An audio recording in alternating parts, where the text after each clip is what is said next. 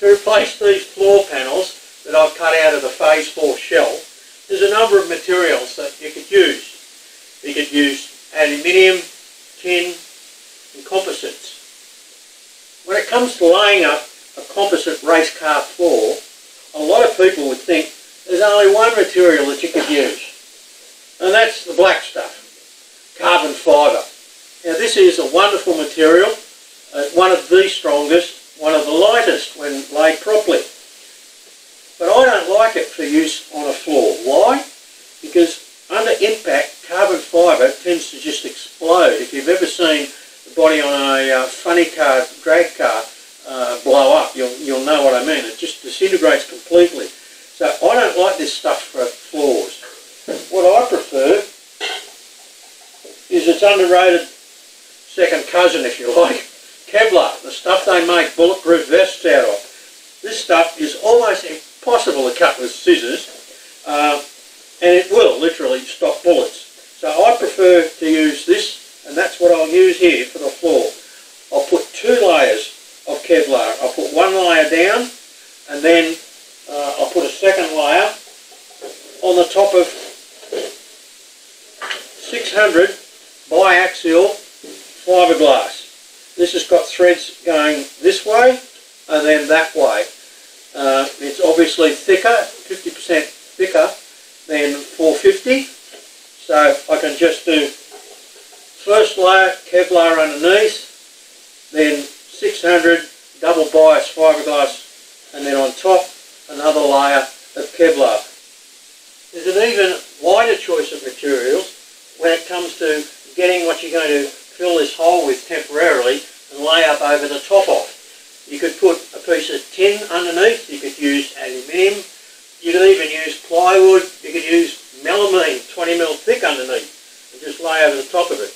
What I'm going to use is Coffin, which is a plastic board, honeycomb construction. You'll get it at most of your hardware shops. It's what real estate agent signs are made out of, and some of them have been known to follow me home. The advantage of this stuff is twofold. It's easy to cut with a utility knife, so you can see where I've cut the notches out there, and it won't stick to resin, so you can lay up on it, and then after everything's hard, it'll just come off. So it's easy to cut and fit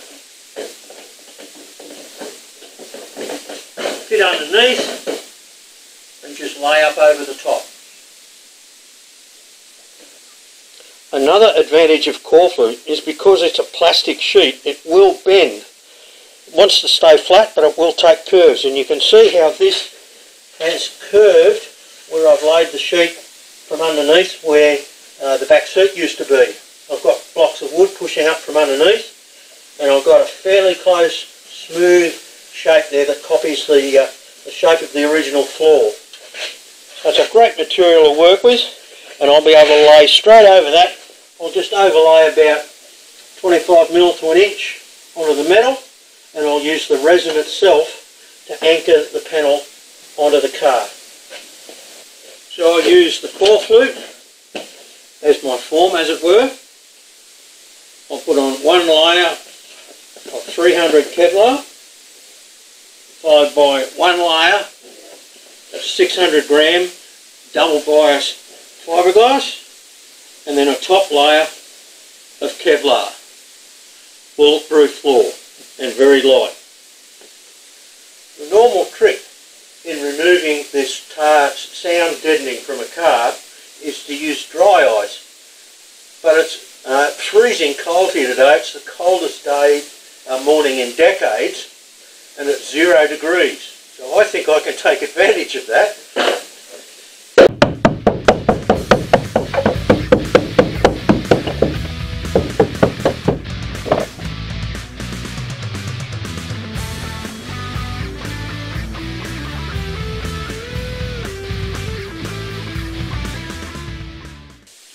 Another tradition when removing this sound deadening with dry ice is to scoop up all the bits, put them in a bucket and weigh them, and then brag to your mates about how much weight you've saved by removing the sound deadening. Given the large holes I've cut in my floor, I don't think that tradition can apply in my case.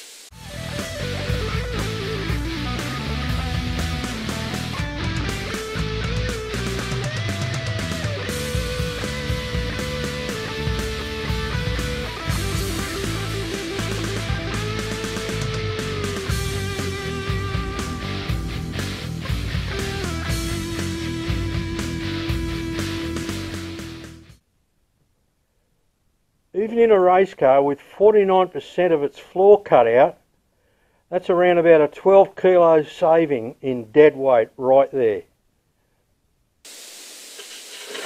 Even though core flute won't stick to composite resins, I'll get a much better release by applying PVA release. But I'm being careful not to apply it onto the metal of the car because I want the resin to lock onto that. It's also inevitable that there's going to be resin leaks around the edges of this boarding onto the floor. It'll just drip out because it's a liquid. So don't forget, if you're doing this, to put a sheet of cardboard underneath the car just to protect the floor from those resin drips that are inevitably going to occur on a job like this.